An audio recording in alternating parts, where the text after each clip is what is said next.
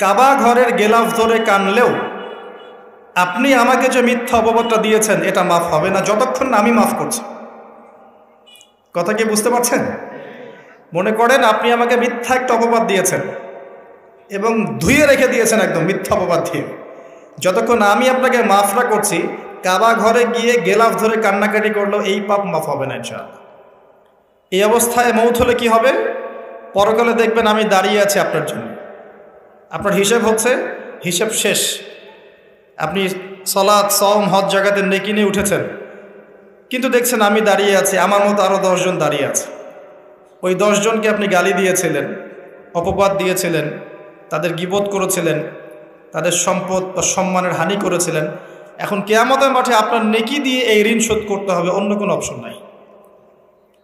আর যদি নেকি শেষ হয়ে যায় তখন কি হবে? তখন আমার আমলনামা থেকে কিছু গুনাহ আপনাকে নিতে হবে। আল্লাহ পাক ন্যায় বিচারক। আল্লাহ পাক শুধু গফুর রহিম নন, আল্লাহ পাক শুধু পরম করুণাময় অসীম দয়ালুই নন, বরং তিনি হচ্ছেন ন্যায় বিচারক। ন্যায় বিচারক। একজন ধর্ষক যদি বলে যে আল্লাহ পাক তো গফুর রহিম, আল্লাহ আমাকে মাফ করে দিতে পারেন, তাহলে যাকে ধর্ষণ করলো সে তার উপর জুলুম হবে না? আল্লাহ পাক যদি ধর্ষককে মাফ করে দেন, তাহলে যাকে ধর্ষণ করা হয়েছে ওর প্রতি জুলুম হবে না? কথা বুঝতে পারছেন না? মনে করেন আপনি নাউজুবিল্লাহ কারো সম্পদ আত্মসাৎ করেছেন, এখন আল্লাহ যদি আপনাকে মাফ করে দেন, তাহলে এই যে যার সম্পদ আপনি আত্মসাৎ করেছেন এর উপরে জুলুম করা হচ্ছে না? আল্লাহ পাককে জুলুম করবেন? এক জাররা পরিমাণ করবেন না। কিয়ামতের মাঠে নেকি দিয়ে তার এই ঋণ শোধ করতে হবে, অথবা তার গোনা আপনার কাঁধে নিয়ে জাহান্নামের পথে যেতেও হতে পারে। আল্লাহ পাক হেফাজত করবে। কাউকে অপবাদ দিয়েছি, কারো সম্মানহানি করেছি, কাউকে মিথ্যা অপবাদ দিয়েছি, কারো প্রতি হিংসা করেছি, বিদ্বেষ রেখেছি, কারো সম্পদ আত্মসাৎ করেছি, কারো জিনিস চুরি করেছি, ছিনতাই করেছি বা ডাকাতি করেছি, বা কারো সম্পদ আত্মসাৎ করে নিজের পেটে ভরেছি, প্রতিবেশীর জমি মেরে দিয়েছি, ওই 2 প্রতিবেশী চাষের জমি জোর করে জবরদখল করেছি। এক কথায় মানুষের সম্মান, জান মালের সাথে জড়িত যে পাপ, এই পাপ আল্লাহর কাছে মাফ হবে না। তাকওয়া কি জিনিস? আল্লাহ ভীতি। নবী সাল্লাল্লাহু আলাইহি ওয়াসাল্লাম বলছেন, আত-তাকওয়া হাহুনা। তাকওয়া হচ্ছে কলিজার মধ্যে, কলবের মধ্যে। আমার দাড়ি, টুপি, জুব্বা, পাগড়ি থাকতে পারে, কিন্তু আমার কলবে কতটুকু তাকওয়া আছে এটা আল্লাহ ছাড়া কেউ জানে না। তাকওয়া সম্পূর্ণ আল্লাহ জানেন একজন ব্যক্তির মধ্যে কতটুকু তাকওয়া আছে। অনেক সময় বাহ্যিক চোখে মনে হতে পারে এই ভাইটা ইসলামিক পোশাক পরে নাই, দাড়ি আমার চেয়ে একটু ছোট, চলাফেরা কেমন জানি, সুন্নতি পোশাক নাই, ওঠা বসা চলাফেরা কেমন মনে হচ্ছে। কিন্তু কে জানে যে তার মনের মধ্যে এমন তাকওয়া থাকতে পারে যার কারণে সে আমার চেয়ে বেশি সম্মানিত হতে পারে না? আবার অনেক সময় মনে হতে পারে যে আমি এইসব চেয়ারে বসে আছি, বড় বড় ওয়াজ করছি, নসিহত করছি, অনেক বড় বড় কথা বলছি, কোরআন এবং সুন্নাহর সামাজিক কথা বলছি, পলিটিক্যাল কথা বলছি, কোরআন সুন্নাহ থেকে কথা বলছি, দেখে মনে হচ্ছে আমার পুরো দেহটা তাকওয়ায় ভরপুর। এমন হতেও পারে যে আমার চেয়ে আপনার তাকওয়া বেশি আছে। কে জানে? এটা শুধু আল্লাহ জানেন। এবং এই তাকওয়াই হচ্ছে আল্লাহর কাছে সম্মান পাওয়ার একমাত্র মানদণ্ড। তাই এখানে একটা নসিহত হচ্ছে, আল্লাহর কাছে নিরপরাধ থাকার চেষ্টা করেন, মানুষের কাছে না। আল্লাহর কাছে ফেয়ার থাকেন, আল্লাহর কাছে আপনি নিষ্পাপ থাকার চেষ্টা করেন, মানুষের কাছে না। আল্লাহর কাছে ভালো হন, দেখবেন আল্লাহ রাব্বুল আলামিন মানুষের মনের মধ্যে আপনার জন্য ভালোবাসা সৃষ্টি করে দিবে। মানুষের কাছে নয়, লোক দেখানো বিষয় নয়। লোক দেখানো বিষয়টাকে রিয়া বলা হয়, এটা একটা গোপন শিরক। তাকওয়াই একমাত্র মানদণ্ড যা আল্লাহর কাছে সম্মানের মানদণ্ড হিসেবে গৃহীত।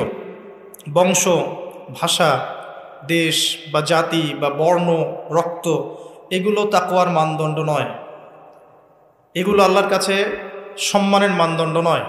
এটা আগে ভালো করে আমাদেরকে বুঝতে হবে।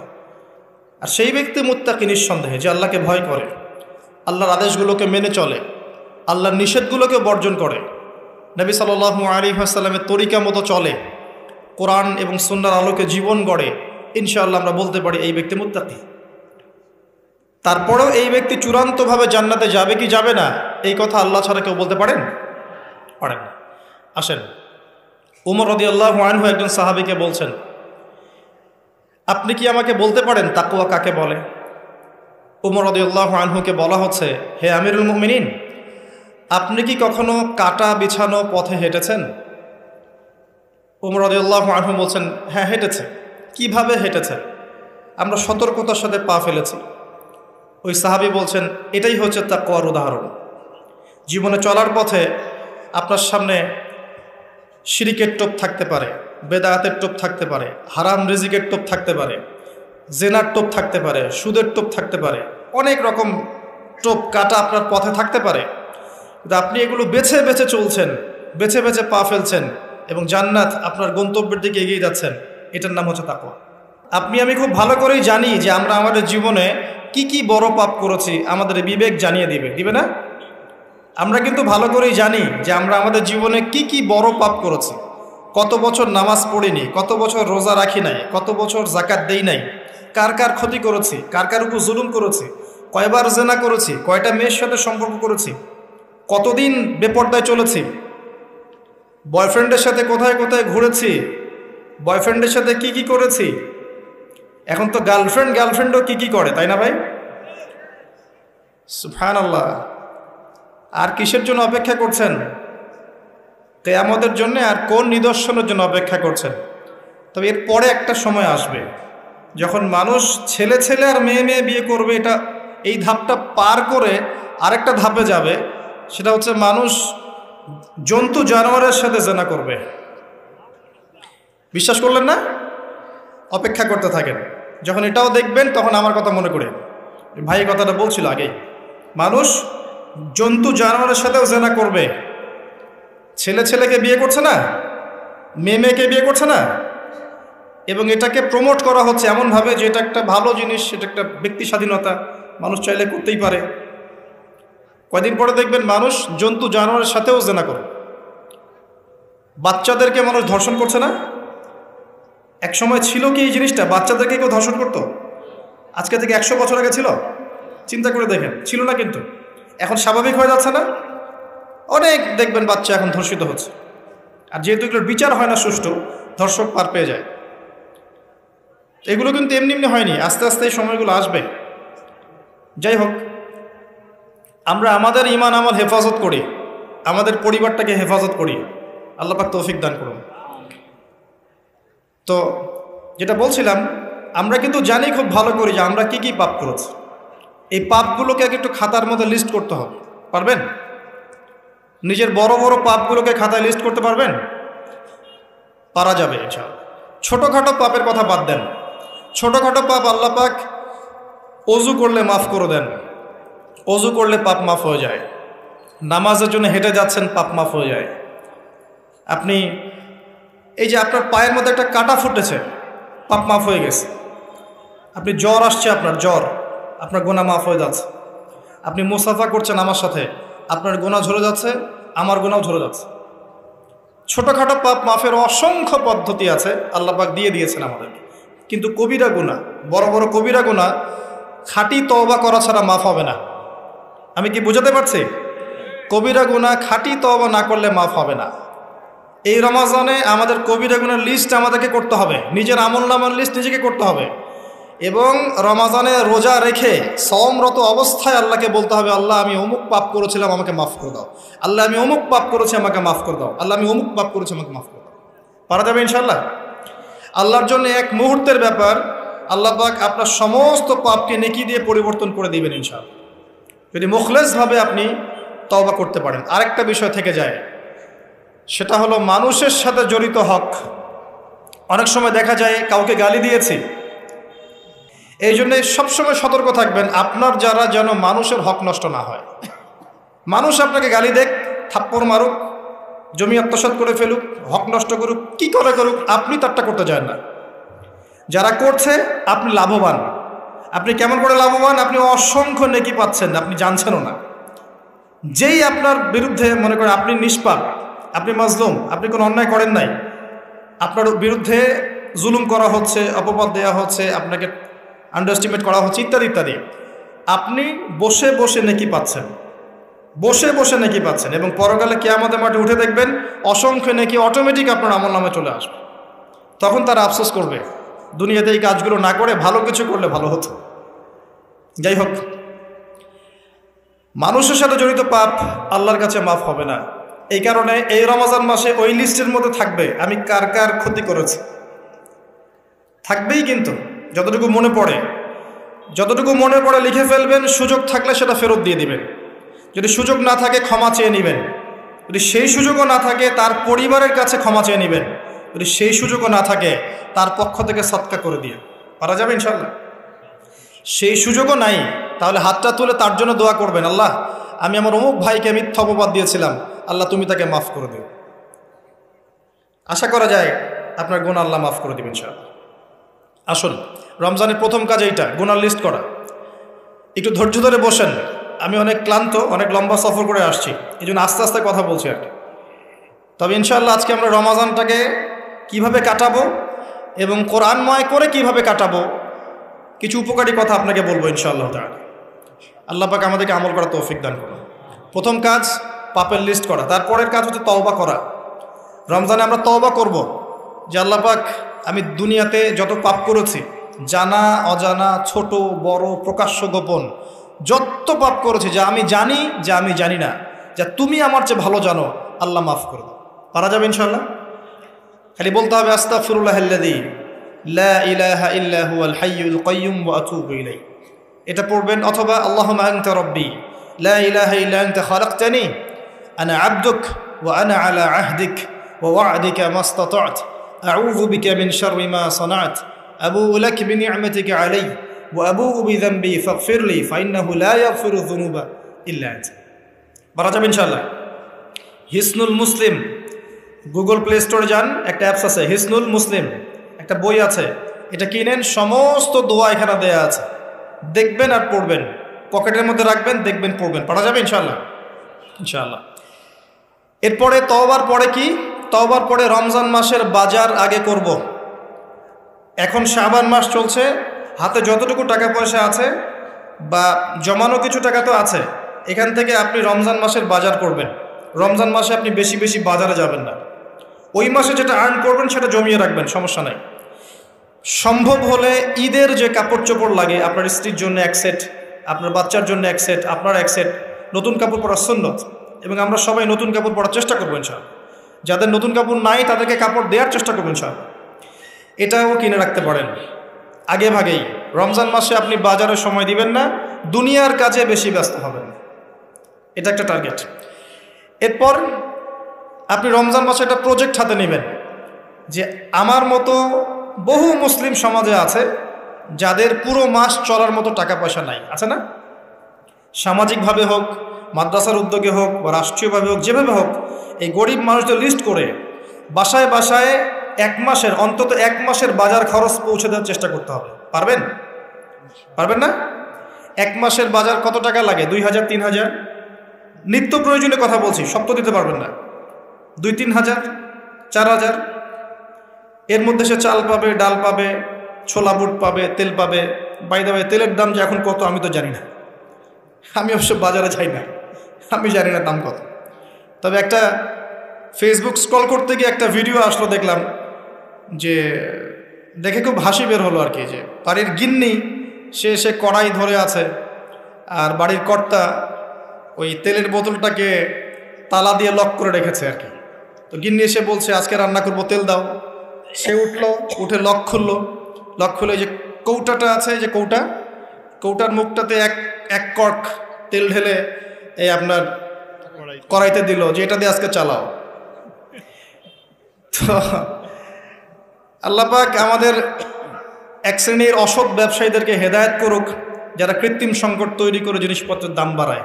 আল্লাহ পাক এদেরকে হেদায়েত করুক, কঠিন শাস্তির আওতায় আনা উচিত। যদি এটা ওমর রাদিয়াল্লাহু আনহুর শাসন হতো, দেখতেন শাস্তি কাকে বলে, প্রকাশ্যে শাস্তি দিত তারা। যদি এটা ওমর রাদিয়াল্লাহু আনহুর যুগ হতো, তাহলে দেখতেন শাস্তি কাকে বলে। উমর ইবনুল খাত্তাব রাদিয়াল্লাহু আনহুর একজন ছেলে একটা অন্যায় করেছিল, সম্ভবত তিনি মদ পান করেছিলেন, সম্ভবত। কাজী দর্রা দিচ্ছে 80 বেত্রাঘাত। দৌড়া আস্তে আস্তে দিয়েছে, আমিরুল মুমিনের ছেলে, জোরে মারা যাবে না। ওমর রাদিয়াল্লাহু আনহু নিজে উঠে গিয়ে সেই দৌড়া হাতে নিয়ে নিজে পিটানো শুরু করলেন। দৌড়া মারা শেষ হওয়ার আগেই ছেলে ডেড, স্পট ডেড। কথা কি বুঝতে পারছেন? এবার ছেলেকে দাফন করলেন। দাফন করে বাকি দৌড়া যে কয়টা বাকি ছিল, এই বাকি দৌড়াগুলো তার কবরের উপরে মারছে। মারার পরে আল্লাহকে বলছে, আল্লাহ আমাকে মাফ করে দিও, হয়তো আমি ন্যায় বিচার করতে পারলাম না। আমি কি বুঝাতে পারছি ভাই? এটা তার শাসন। এরকম শাসন আবার আসবে ইনশাআল্লাহ। মনে করবেন না যে আসবে না। যা দেখছেন সব কিছু থাকবে না, এগুলোর কিছুই থাকবে না। যেটা বলছি, বাজার করে ফেলেন এবং প্রজেক্ট নেবেন। যারা দরিদ্র দুস্থ, এদের পরিবারে আমরা পার পরিবার একটা করে প্যাকেজ পাঠিয়ে দেব, যেখানে নিত্য প্রয়োজনীয় দ্রব্য থাকবে। তারাও যেন রমজান মাসে খেয়ে পরে বাঁচতে পারে। পারা যাবে ইনশাআল্লাহ? চেষ্টা করেন, আল্লাহ পাক আপনার রিজিকে বরকত দিবে ইনশাআল্লাহ। একটা হাদিসে আছে যে বান্দা যতক্ষণ অন্য ভাইয়ের সাহায্যে থাকে, আল্লাহ ততক্ষণ ওই বান্দার সাহায্যে থাকে। আর একজন মুসলিম ভাইয়ের প্রয়োজন পূরণ করতে যাওয়া, খালি হেঁটে হেঁটে যাওয়া, এটা মসজিদে নববীতে বসে 12 বছর ইতিকাফ করার চেয়ে বেশি নেকির কাজ। এগুলো আমরা হয়তো বুঝি না, মনে করি তার সাথে যাব, আমার তো সময় নষ্ট হচ্ছে। আপনি 12 বছর ইতিকাফের নেকি পাচ্ছেন, তাও যে কোনো মসজিদে না, নববী মসজিদে। সুবহানাল্লাহ। রমজানে আর কি করবেন? কম খাবেন, সেহরি আর ইফতারে বেশি খাবেন না, এবং 2টা তরকারি দিয়ে যদি খাবার হয়ে যায়, 10টা তরকারি করার কোনো দরকার নেই। আপনিও দুনিয়ার কাছে বেশি ব্যস্ত হবেন না, বাড়ির মা বোনদেরকেও ব্যস্ত রাখবেন না, তাদেরকেও দিন শেখার সুযোগ দিবেন। রমজান মাসে তারা অল্প রান্না করবে, একবার রান্না করবে, 3 বেলা খেয়ে নেবেন গরম করে। তারা তালিম করবে, তারা কোরআন শেখার মজলিসে যাবে, তারা মহিলাদের মধ্যে দিন চর্চা করবে, তাদেরকেও দিনের সুযোগ করে দিতে হবে। পারা যাবে ইনশাআল্লাহ। এবং আপনিও তালিমে বসবেন, 5 ওয়াক্ত নামাজ মসজিদে আদায় করবেন, ইসলামিক দর্শগুলোতে বসবেন, ইমানকে তাজা করবেন, ইমানকে তাজা করবেন। কম খাবেন। আমি বরাবরই বলি যে এই খাওয়ার যে ব্যাপারগুলো আছে, এখানে আমরা যারা দাবি করি যে ইসলাম আমরা প্রচার করছি, জনগণের মাঝে ঢুকাই দিচ্ছি, তাদের অনেকের মাঝেই দেখবেন খাওয়ার সুন্নত নাই। কথা বুঝতে পারছেন না? বড় বড় কথা বলার পরে খাওয়ার টেবিলে খালি বসায় দেন, দেখবেন সব শেষ, 7 পেট খেয়ে শেষ করে ফেলছে। খাওয়ার সুন্নত ওই কোরআনে আছে, হাদিসে আছে, প্র্যাকটিক্যালি নাই। নবীজি কি বলেছেন? খেতে হলে, যদি খেতেই হয়, তাহলে 1 ভাগ, পেটের 1 ভাগ, আরেক ভাগ পানি, আরেক ভাগ ফাঁকা। কি চাচ্ছেন সব লেখা আছে। এটাই ইসলাম, যেখানে প্রতিটা বিষয়ের সমাধান আছে, খুঁটিনাটি সব কিছু আছে। আমরা অমুসলিম ভাই বোনদেরকে অনুরোধ করব, জীবনটাকে নিয়ে ভাবুন এবং কোরআন সুন্নাহকে একবার নিরপেক্ষভাবে পড়াশোনা করেন। এরপর যদি আপনার মনে হয় মন থেকে, হ্যাঁ কোরআন এবং সুন্নায় সব কিছুর সমাধান আছে, নিঃসন্দেহে এটা এক আল্লাহর পক্ষ থেকে মনোনীত দিন, আর দেরি করবেন না, ইসলাম কবুল করে ফেলুন। আল্লাহ পাক তৌফিক দান। বলা যায় না তাদের দ্বারা আল্লাহ পাক আমাদের চেয়ে অনেক বেশি খেদমত নিতে পারেন। আল্লাহ পাক এটা বলেছেন, ওয়া ইন তাতাওয়াল্লাউ, হে মুসলিমরা তোমরা যদি মুখ ফিরিয়ে নাও, আল্লাহর দায়িত্ব পালন না করো, আমানতের খেয়ানত করো, ইস্তাবদিল কওমান গায়রাকুম, আল্লাহ পাক অন্য কওমকে তোমাদের জায়গায় নিয়ে আসবেন, সুম্মা লা ইয়াকুনু আমসালাকুম, তারা তোমাদের মতো অপদার্থ হবে না। আসুন রমজান একটু কম খাওয়ার অভ্যাস করেন, সেহরিতে কম, ইফতারেও কম। এমনভাবে খাবেন না যে মনে হচ্ছে এটা আপনার জীবনের শেষ খাওয়া, এইভাবে খাবেন। এবার সম রেখেছেন, সম রাখা অবস্থায় 5 ওয়াক্ত নামাজ জামাতে পড়তে হবে, প্রথম টার্গেট। পারা যাবে ইনশাআল্লাহ? 5 ওয়াক্ত নামাজ জামাতে পড়ব। সরকার বাধা দিবে? প্রশাসন বাধা দিবে? আপনার পরাশক্তির আপনাকে বোম মারবে? কিচ্ছু হবে না। আপনি আপনার দিন পালন করবেন। লাকুম দীনুকুম ওয়ালিয়া দিন, তোমাদের দিন তোমাদের, আমার দিন আমার। আপনি 5 ওয়াক্ত সালাত মসজিদে পড়ার চেষ্টা করবেন ইনশাআল্লাহ তাআলা। আর নামাজ পড়বেন রাসূল সাল্লাল্লাহু আলাইহি ওয়াসাল্লামের তরিকা মোতাবেক, তাড়াহুড়া করে 3G 4G নামাজ, রিল্যাক্সে নামাজ পড়বেন। ঠিক আছে ইনশাআল্লাহ? আসেন, রোজা রেখে আর কি করবেন? বেশি থেকে বেশি আল্লাহর জিকির করবেন। সুবহানাল্লাহ, আলহামদুলিল্লাহ, লা ইলাহা ইল্লাল্লাহ, আল্লাহু আকবার, সুবহানাল্লাহি ওয়া বিহামদিহি, সুবহানাল্লাহিল আযীম, লা ইলাহা ইল্লাল্লাহ ওয়াহদাহু লা শারীকা লাহ, লাহুল মুলকু ওয়া লাহুল হামদু ওয়া হুয়া আলা কুল্লি শাইইন কাদির, লা হাওলা ওয়া লা কুওয়াতা ইল্লা বিল্লাহ ইত্যাদি। যত জিকির আছে বেশি থেকে বেশি করবেন। মানুষের সাথে কথা কম বলবেন। অহেতুক চায়ের দোকানে আড্ডা পিটাবেন না, অহেতুক পাবজি নিয়ে পড়ে থাকবেন না, অহেতুক ফেসবুকে স্ক্রল করে সময় নষ্ট করবেন না, অহেতুক ইউটিউবে পড়ে থাকবেন না। আপনি জিকিরে সময় দিবেন, জায়নামাজে বসে থাকবেন, জিকিরে সময় দিবেন। আল্লাহ পাক তৌফিক দান করুন। এবং বেশি থেকে বেশি দোয়া করবেন আল্লাহর কাছে রমজান মাসে। দোয়া আপনার নিজের জন্যে, আপনার মা বাবার জন্যে, আপনার মৃত আত্মীয় স্বজনের জন্যে, আপনার ফিউচারের জন্যে, আপনার সন্তানদের জন্যে, আপনার দেশের জন্যে, আপনার জনগণের জন্যে, মুসলিম উম্মার জন্য, সবার জন্য কি করবেন? দোয়া করবেন। দোয়ায় কার্পণ্য করবেন না। আপনি যখন অন্য কোনো মুসলিম ভাইয়ের জন্য দোয়া করছেন, তখন আপনার মাথার কাছে একজন ফেরেশতা থাকবেন, যিনি বলবেন যে তোমার জন্যও তাই হোক, তোমার জন্যও তাই হোক। দোয়া করলে লাভ, আপনার ক্ষতি নাই। আর দোয়া করার উপযুক্ত সময়গুলো খুঁজে খুঁজে বের করবেন।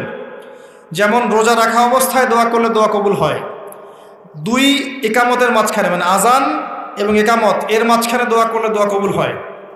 নামাজের, ফরজ নামাজের পরে দোয়া করলে দোয়া কবুল হয়। সালাম ফিরানোর আগেও দোয়া করলে দোয়া কবুল হয়, দোয়া মাসুরার পরে। এরপরে সেজদারত অবস্থায় দোয়া করলে দোয়া বেশি কবুল হয়। শেষ রাতে দোয়া করলে দোয়া কবুল হয়। বৃষ্টি পড়ছে, এই সময় দোয়া করলে দোয়া কবুল হয়। একটু দান সদকা করেছেন, ভালো কাজ করেছেন, এখন হাত তুলে দোয়া করেন, দোয়া কবুল হয়। অজু করেছেন, এখন হাত তুলে দোয়া করেন, দোয়া কবুল হয়। অনেক জায়গা আছে দোয়া কবুলের, খুঁজে খুঁজে বের করে দোয়া করতে থাকে। দোয়া চাইতে হবে কেন? নিজের দোয়া নিজে করুন।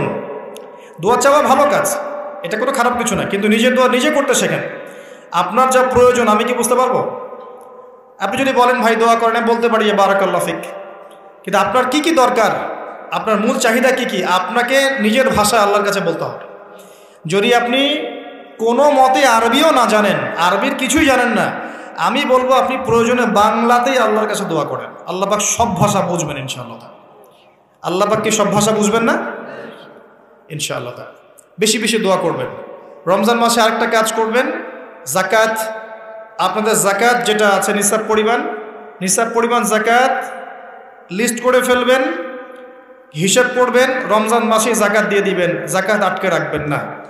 যদি জাকাত কেউ অস্বীকার করে, সে আর মুসলিম থাকে না, সে কাফের হয়ে যায়। এটা মনে রাখবেন। জাকাত অস্বীকার করার কোনো সুযোগ নেই। আর অলসতা করে যদি না দেন, এই জাকাত কিয়ামতের মাঠে আল্লাহ পাক এগুলোকে সোনা রূপা পরিণত করবেন, করে গলাবেন, গলিয়ে কপালে, গালে আর পিঠে লেপটে দিবেন, বলেন নাউজুবিল্লাহ।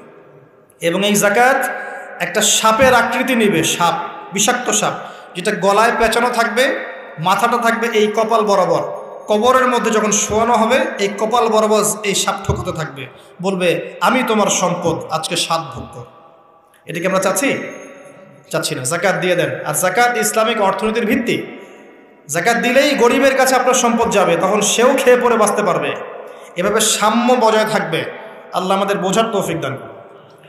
রমজান মাসে একটা কাজ করবেন, সেটা হলো পরিবারকে সময় দিবেন, পরিবারকে টাইম দিবেন।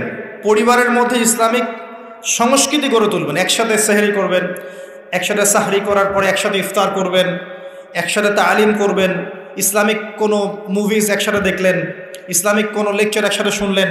মানে ইসলামকে এনজয় করবেন পরিবারকে নিয়ে, সাথে করে নিয়ে। বাচ্চা কাচ্চারা দেখবে ছোটোবেলায় আমরা বাবাদের সাথে এটা করেছিলাম, ওইটা করেছিলাম।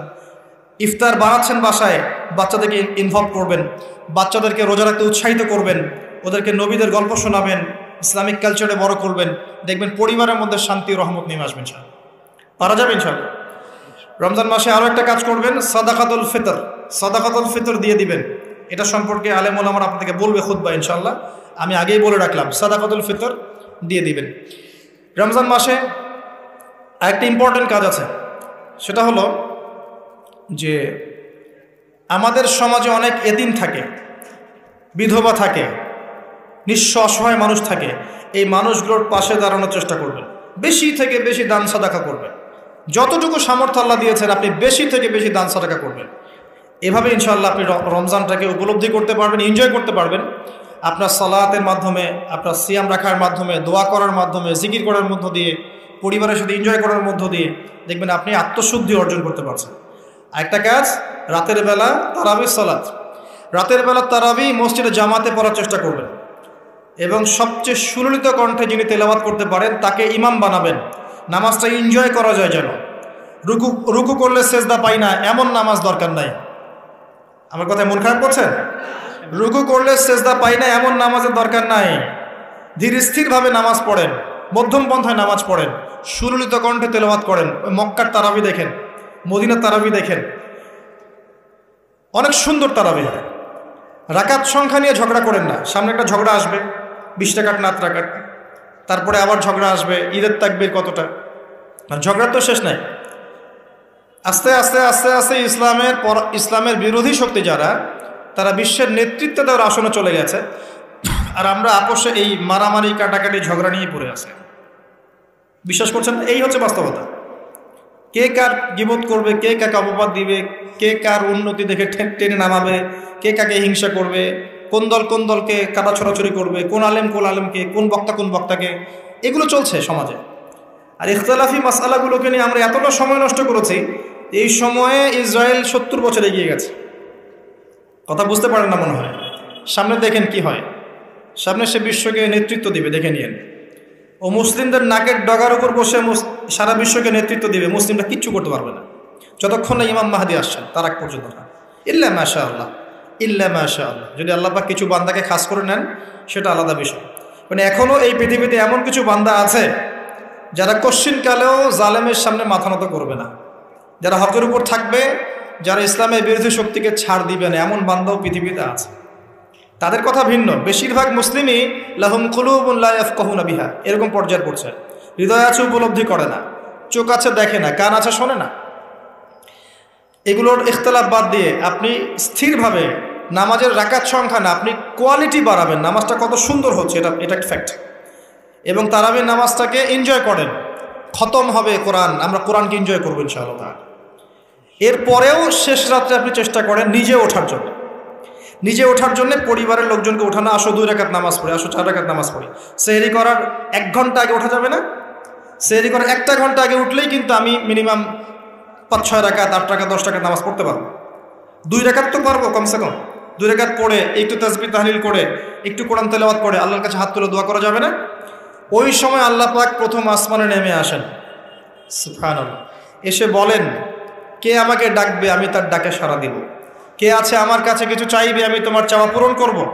কে আছো আমার কাছে ক্ষমা চাইবে, আমি তোমাকে ক্ষমা করে দেব। আল্লাহ পাক ফজর পর্যন্ত এটা বলতে থাকে। রমাদানের আর 2টা কাজ। এক হচ্ছে লাইলাতুল কদর তালাশ করবেন। আর লাইলাতুল কদর তালাশ করতে হলে শেষ দশকটা ইতিকাফ করার চেষ্টা করেন। ইতিকাফ করতে পারলে আপনি লাইলাতুল কদর পেয়ে যাবেন ইনশাআল্লাহ। স্পেসিফিকলি বলা নাই 27শে রমজানই লাইলাতুল কদর হবে, স্পেসিফিকলি বলার সুযোগ নাই, মিস হতে পারে। নবীজি বলেছেন শেষ দশকের বেজর রাত 21, 23, 25, 27, 29 যে কোনো একটা রাত লাইলাতুল কদর হবে। এক রাত ইবাদত করবেন, সারা হাজার মাস ইবাদত করার নেকি পেয়ে যাবেন ইনশাআল্লাহ তাআলা। এই রাতে দোয়া করলে দোয়া কবুল হয়ে যায়। আল্লাহ পাক আমাদেরকে লাইলাতুল কদর পাওয়ার তৌফিক দান করুন, ইতিকাফ করার তৌফিক দান করুন। আমি আরেকটা কাজ যেখান থেকে আমি আসবো, কোরআনময় রমাদানে, রমজান মাসে সবচেয়ে বড় যে কাজটা, এটা দিয়ে শেষ করছি, শোনেন, এখানে একটু সময় নিব আমি, একটু ধৈর্য ধরেন।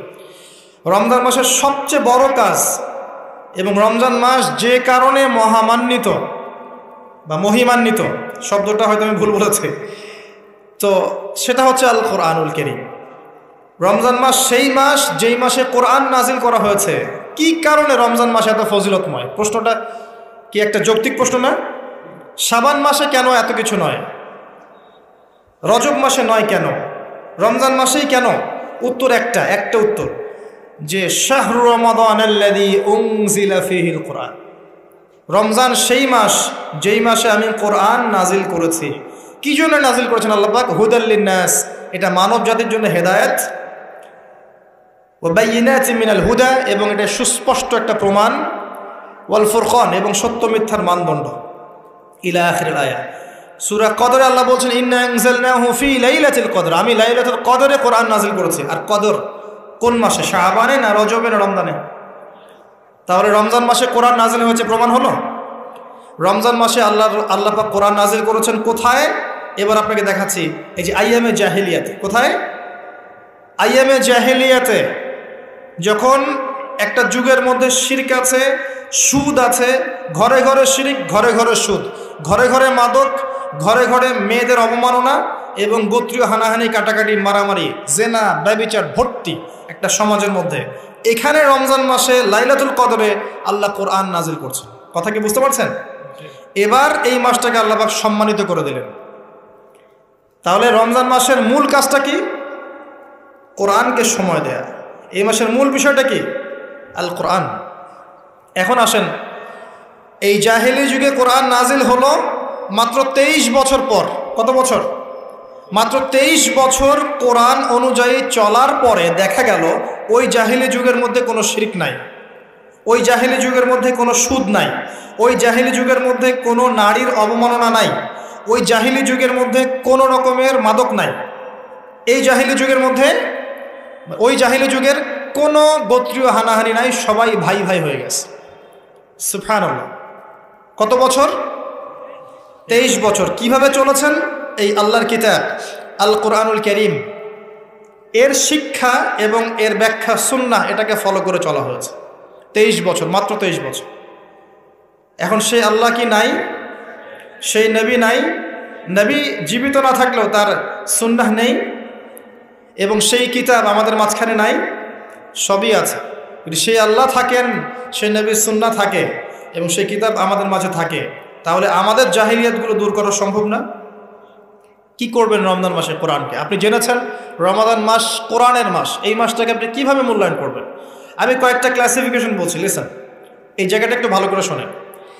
1 নাম্বার, বিভিন্ন শ্রেণীর মানুষ থাকে। এক শ্রেণীর মানুষ আছে আমাদের সমাজে যারা আলিফ বা তাসা মোটেই জানে না। আছে? আছে? এমন অনেক মানুষ আছে, এদের সংখ্যা কিন্তু কম না, প্রচুর মানুষ যারা আলিফ বা তাসা উচ্চারণ করতে পারে, কোরআন বিশুদ্ধ করে একটা আলহামদুলিল্লাহ রাব্বিল আলামিন এটা পড়তে পারে না, বানান করে করে পড়তে পারে না। আছে না? এক কথায় বিশুদ্ধ তেলাওয়াত করতে পারে না, এমন মানুষের সংখ্যা কম না বেশি? প্রচুর। তাদের জন্য এই রমজানের টার্গেট হচ্ছে তাদেরকে এই রমজানের মধ্যেই কোরআন তেলাওয়াত করা শিখতে হবে। এতটুকু পারবেন? পারবেন না? ভয় পাচ্ছেন? রমজান 1 মাস সময় লাগার কথা না, আপনার 20 দিন সময় লাগবে কোরআন তেলাওয়াত শিখতে ইনশাআল্লাহ। বিশ্বাস হচ্ছে না? হয়তো আপনি দ্রুত গতিতে পড়তে পারবেন না, কিন্তু পড়তে পারবেন। আপনি মদ মাখরাজ তাজবিদগুলো শিখতে পারবেন। এখন আপনার জন্য টার্গেট যারা কোরআন মোটেই তেলাওয়াত করতে পারেন না, এই মাসে 1 মাসের মধ্যে আপনি কোরআন তেলাওয়াত করা শিখবেন, এটাই আপনার টার্গেট। পারবেন? মনে রাখবেন, নবী সাল্লাল্লাহু আলাইহি ওয়াসাল্লাম বলেছেন ইকরাউল কোরআন, তোমরা কোরআন তেলাওয়াত করো। ফাইন্নাহু ইয়াতি ইয়াউমাল কিয়ামা শাফিআন লিআসহাবিহি, কোরআন কিয়ামতের দিন তার পাঠকারীর জন্য সুপারিশকারী হবে ইনশাআল্লাহ। খায়রুকুম মান তাআল্লামাল কোরআন ওয়া আল্লামা, তোমাদের মধ্যে সেই ব্যক্তি শ্রেষ্ঠ বা উত্তম যে নিজে কোরআন শেখে, অন্যকে শেখায়। আরও হাদিস এসেছে, নবী সাল্লাল্লাহু আলাইহি ওয়াসাল্লাম বলেছেন আল্লাযী ইয়াকরাউল কোরআন ওয়া হুয়া মাহিরুম বিহি, যে ব্যক্তি কোরআন তেলাওয়াত করে এবং তার উপরও দক্ষ হয়, মা'আস সাফারাতিল কিরামিল বাররা, সেই ব্যক্তি সম্মানিত ফেরেশতাদের সাথে হাসর করবে ইনশাআল্লাহ। ওয়াল্লাযী ইয়াকরাউল কোরআন ওয়া ইয়াতাতা'উ ফিহি, আর যে ব্যক্তি কোরআন তেলাওয়াত করে কিন্তু করতে গিয়ে আটকে যায়, ওয়া হুয়া আলাইহি শাক, এটা তার জন্য কষ্টকর হয়, ফালাহু আজরান, তার জন্য ডাবল পুরস্কার আছে। একটা হাদিসে, তিরমিজির হাদিসে নবীজি বলেছেন যে মান ক্বারা হারফাম মিন কিতাবিল্লাহি ফালাহু হাসানা, যে ব্যক্তি একটা হরফ পড়বে আল্লাহর কিতাবের, আলিফ লাম মিম, লা আকুলু আলিফ লাম মিম হারফুন, নবীজি বলছেন আমি বলছি না যে আলিফ লাম মিম তিনটা মিলে একটা হরফ, বাল আলিফুন হরফ, লামুন হরফ, মিমুন হরফ, আলিফ একটা হরফ, লাম একটা হরফ, মিম একটা হরফ, প্রত্যেকটা হরফে তার 10টা করে নেকি হবে ইনশাআল্লাহ। আল হাসানাতু বিআশরি আমসালিহা, একটা নেকিকে 10 দিয়ে গুণ করা হবে। আর রমজান মাসে যে কোনো নেক আমল 70 গুণ বাড়িয়ে দেওয়া হয়। আল্লাহ চাইলে 700 গুণ বাড়াতে পারেন, আল্লাহ চাইলে অপরিসীম বাড়াতে পারেন। আল্লাহ পাক কবুল করুন। তিলাওয়াত করবেন, তিলাওয়াত শিখবেন। তো যাদের কোরআন তেলাওয়াত করার যোগ্যতা নেই, এই মাসে কি টার্গেট দিলাম ভাই? এই মাসে আপনি ন্যূনতম টার্গেট জাস্ট কোরআন তেলাওয়াত শিখবেন, পারবেন ইনশাআল্লাহ? অনেকের মধ্যে কনফিউশন আছে না, আমারটা হচ্ছে কি হচ্ছে না, আছে না, সঠিক হচ্ছে কি হচ্ছে না। আপনিও এই টার্গেটে থাকেন, আপনি এই মাসে কোরআন আবার তেলাওয়াত করা শিখবেন। কিভাবে শিখবেন? মাদ্রাসায় কোর্স করানো হবে, আপনি মাদ্রাসায় যাবেন। অনলাইনে যদি কোর্স করায় কেউ, অনলাইনে কোর্স করবেন, অথবা বাসায় একটা আরবি শিক্ষক নেবেন, অথবা মসজিদ ভিত্তিক এই মাসব্যাপী কোরআন শিক্ষার কার্যক্রম চালু করবেন। করা যাবে ইনশাআল্লাহ। এটা উচিত রাষ্ট্র থেকে চালু করে দেয়া মাসব্যাপী কোরআন শিক্ষার কার্যক্রম। এটা করতে পারলে সবচেয়ে ভালো হতো। এদেশ থেকে যত মহামারীর ভাইরাস সব চলে যেত। বিশ্বাস করেন না কোরআনের বরকতে সব বিপদ আপদ কেটে যেতে পারে? সূরা বনী ইসরাঈল আল্লাহ পাক বলেছেন যে ওয়াইদা ক্বরা'তাল কুরআন, হে নবী আপনি যখন কোরআন তেলাওয়াত করবেন বা করেন, জাআলনা বাইনাকা ওয়া বাইনাল্লাযীনা লা ইউমিনুনা বিল আখিরাহ হিজাবাম মাসতুরা, যখন আপনি কোরআন তেলাওয়াত করেন তখন আপনার এবং ওই জগৎ, যেই জগৎটা আল্লাহ এবং পরকালে বিশ্বাস করে না, এদের মাঝখানে মানে ইমানদার এবং এর শত্রুদের মাঝখানে আমি আল্লাহ একটা অদৃশ্য পর্দা স্থাপন করে দিই। সুবহানাল্লাহ। ওই দিক থেকে কোনো ক্ষতি আপনাকে স্পর্শ করতে পারবে না। যাই হোক, এটা আপনাদের টার্গেট। 2 নাম্বার, দ্বিতীয় শ্রেণীর মানুষ যারা কোরআন মাশাআল্লাহ তেলাওয়াত করতে জানেন এবং আপনার কনফিডেন্স আছে। এখানে একটা কথা বলতে ভুলে গিয়েছিলাম যে আপনাকে শয়তান 3 ভাবে বিভ্রান্ত করতে পারে। একটা হচ্ছে শয়তান কিন্তু আপনাকে বোঝাতে পারে যে আপনি অনেক জানেন, আপনার জানার দরকার নাই, এটা শয়তান আপনাকে বোঝাতে পারে। 2 নাম্বার বোঝাতে পারে যে আপনার দ্বারা হবে না, আপনি পারবেন না।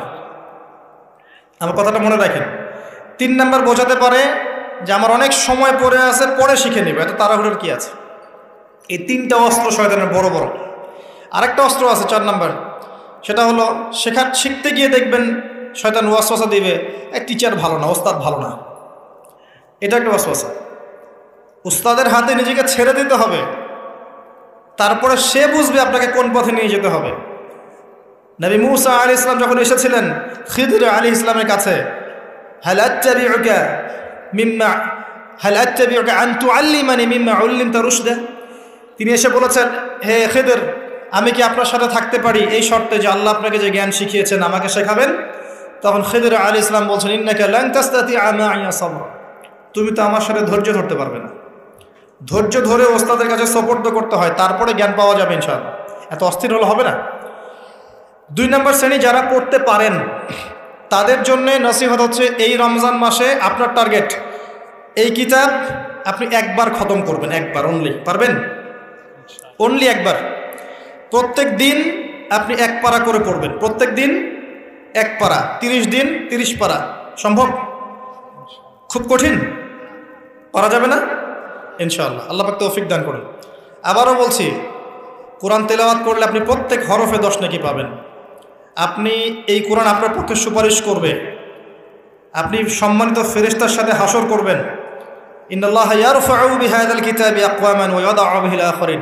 বহু সম্প্রদায়কে আল্লাহ পাক এই কোরআনের মাধ্যমে সম্মানিত করেন, অনেককে অপদস্থ করেন। হাফেজে কোরআনদেরকে বলা হবে, ইকরা ওয়ারতাক, তোমরা পড়ো, উঠতে থাকো।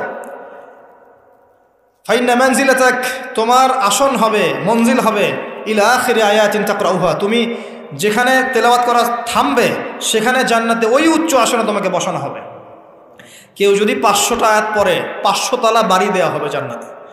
কেউ যদি 1000 আয়াত পড়তে পারে 1000 তলা বাড়ি দেওয়া হবে জান্নাতে ইনশাআল্লাহ তাআলা। জি, শেষ করছি আমরা একটু। আর কিছু নেকি আছে, যেমন আপনি যদি সূরা বাকারা পড়েন আপনার ঘরের মধ্যে শয়তান আসবে না ইনশাআল্লাহ, আপনার জীবনে বরকত হবে। আপনি আয়াতুল কুরসি পড়েন প্রত্যেক ফরজ নামাজের পরে, আপনার মৃত্যু ছাড়া জান্নাতে যাওয়ার কোনো বাধা নাই। সূরা মুলক পড়েন রাতের বেলা, এটা আপনাকে কবরের আযাব থেকে বাঁচাবে। সূরা কাহফ পড়েন প্রথম 10 আয়াত শেষ 10 আয়াত, ফিতনা থেকে বাঁচাবে ইনশাআল্লাহ। সূরা ইয়াসিন পড়েন, আপনার হাজত পূর্ণ হয়ে যেতে পারে ইনশাআল্লাহ তাআলা। আপনি সূরা বাকারার শেষের আয়াতগুলো পড়েন 3টা আয়াত, সারা রাত নফল নামাজের নেকি পাবেন। অনেক ফজিলত, এটা বলে শেষ করতে পারবো না, আমি গুটিয়ে নিচ্ছি। যারা কোরআন তেলাওয়াত করতে পারেন তাদের জন্য কোরআনময় রমাদান হচ্ছে, আপনারা কোরআন 1 পারা করে পার ডে পড়বেন, একবার খতম দিবেন। পারা যাবে? আল্লাহ পাক তৌফিক দান করুন। 3 নম্বর, তারা যারা হাফেজে কোরআন তাদের টাস্ক হচ্ছে এই কোরআন রমজান মাসে পুরোটা আবার হিফসের চর্চা করবেন। অনেক সময় ইয়াদদাশ কমে যায় না, অনেকে আবার ভুলে যায় না। হাফেজদের প্রতি নসিহত হচ্ছে, এই মাসে আপনি পুরো কোরআনটাকে আবার রিগেইন করবেন, রিভাইজ করবেন, চর্চা করবেন, আবার আগের জায়গায় ফিরিয়ে নিয়ে আসবেন। পারবেন ইনশাআল্লাহ? আল্লাহ তৌফিক দান করবেন। এবং সম্ভব হলে তারাবির নামাজ পড়ান। যারা তারাবির নামাজ পড়ায় তারা সৌভাগ্যবান, তারা পুরো কোরআনটা হিফজ করার সুযোগটা পেয়ে যায়। আল্লাহ পাক তাদেরকে তৌফিক দান করুন।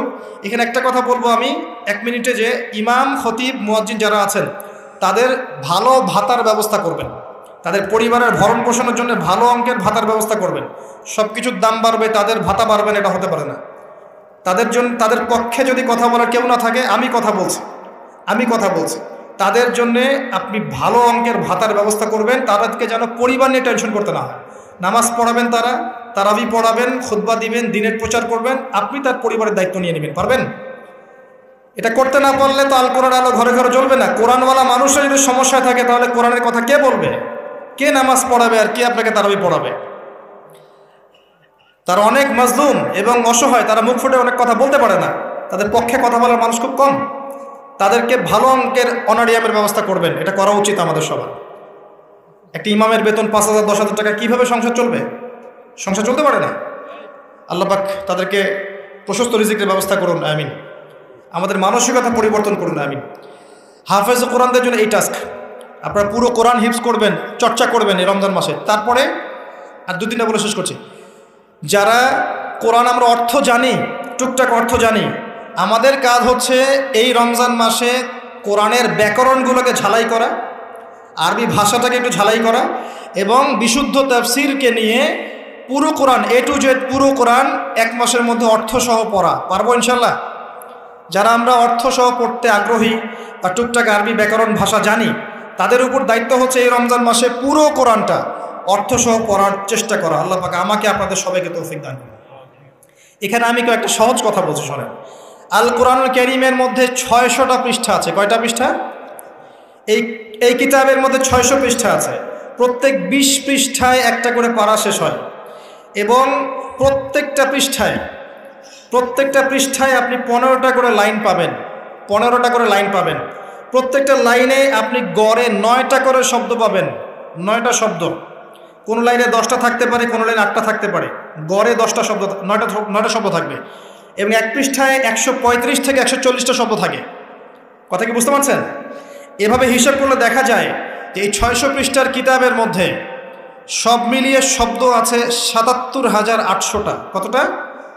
77,800টা, অ্যাপ্রক্সিমেটলি 78,000 শব্দ। কিন্তু সুসংবাদ হচ্ছে এই সমস্ত শব্দগুলোই নতুন নতুন শব্দ নয়, বরং এই শব্দগুলো বের হয়েছে মাত্র 4,500 শব্দ থেকে। সুবহানাল্লাহ, চিন্তা করতে পারেন? মাত্র 4,500 শব্দ থেকে এই সমস্ত শব্দগুলো বের হয়েছে। এই শব্দগুলো আবার 3 ভাগে বিভক্ত। একগুলো হচ্ছে নাউন্স বা বিশেষ্য বা ইসম, একগুলো হচ্ছে ফেল বা ক্রিয়া, একগুলো আছে হরফ বা প্রিপোজিশন বা অব্যয়, এই টাইপের।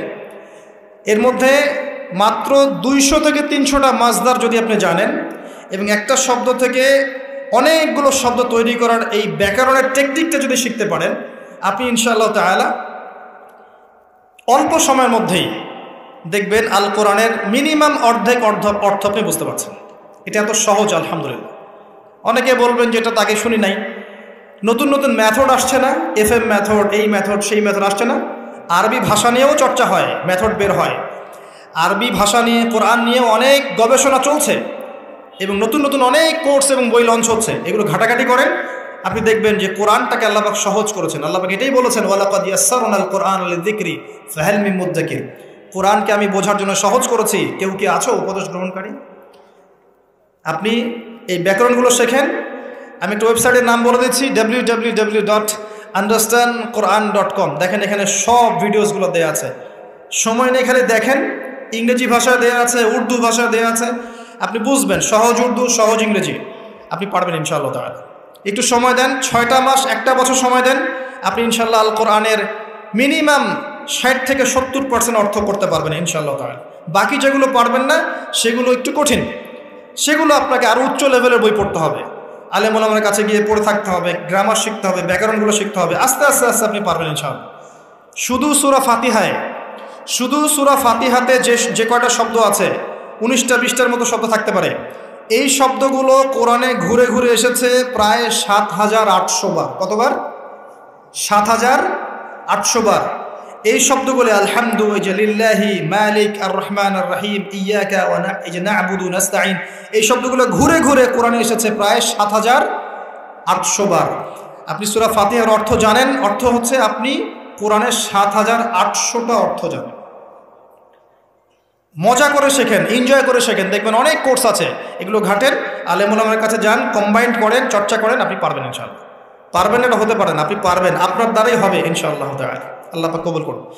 তাই যারা আমরা টুকটাক আরবি ব্যাকরণ শিখতে পারি বা জানি বা চর্চা করি, তাদের উচিত রমজান মাসে এটাকে চর্চা করা এবং শুরু থেকে শেষ পর্যন্ত অর্থটা পড়া। যেটা আপনার কাছে বিশুদ্ধ তাফসির মনে হয়, হোক মারিফুল কোরআন বা ইবনে কাসির বা জালালাইন, যেটা আপনার কাছে ভালো লাগে সেটা নেন বা একাধিক তাফসির নেন। প্রতিদিন এক পারা করে আপনি অর্থ পড়ার চেষ্টা করেন। ইনশাআল্লাহ এক মাসে একবার কোরআনের অর্থ পড়া যাবে ইনশাআল্লাহ তাআলা। আল্লাহ পাক আমাদের সবাইকে আল কোরআনের অর্থ বোঝার তৌফিক দান করুন, আমিন। এরপরে আমরা কোরআনের আদেশ এবং নিষেধগুলোকে রমজান মাসে মানব। সমস্ত কোরআনের আদেশ মানার চেষ্টা করব। নামাজ হোক, রোজা হোক, হজ জাকাত হোক, আপনার সত্য কথা বলা, পিতামাতার খিদমত করা, প্রতিবেশীর হক, সমস্ত সৎ বিষয়গুলো আমরা করার চেষ্টা করব ইনশাআল্লাহ তাআলা। একই সাথে কোরআনে যত নিষেধ